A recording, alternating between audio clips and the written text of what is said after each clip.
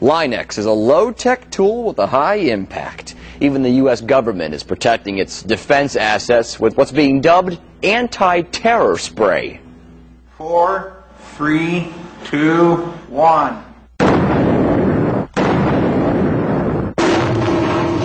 This frightening video was given to Fox 35 by a company that makes Line-X. It's simulating what can happen to someone if a bomb were to go off near an office. This dummy, of course, has problems. This one, placed in an identical office next door, seems to make it through the blast just fine. What's the difference? Before the explosion, the wall that survives was sprayed with Line-X, a blast-proof paint. We'll test it ourselves using a cement block covered in the stuff. Up 30 feet in the air thanks to Freddy and his bucket truck.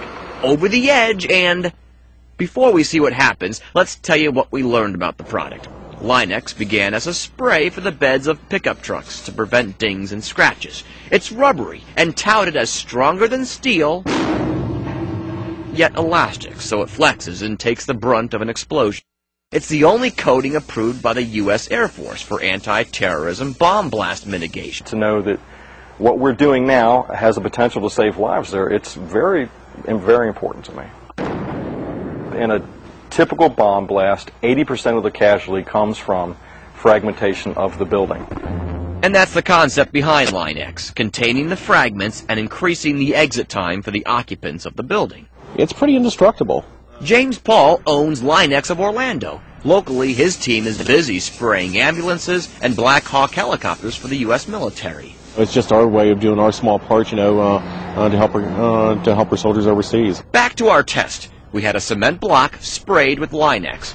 James recommended taking it no higher than 20 feet for the drop. We ignored that and went 32 feet in the air. A regular cement block crumbles to pieces. The Line-X block bounced like a ball and remained intact. I'm impressed. Want to do it? If you want it. Let's do it. All right. With nothing to lose, we shot up to 55 feet in Freddy's bucket truck and watched as our anti-terror sprayed block plunged to the ground. It bounced twice as far, and yup, still intact. Unbelievable. Wow.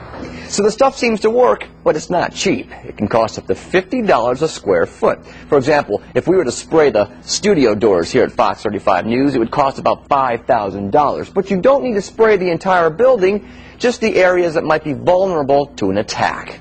Back to you.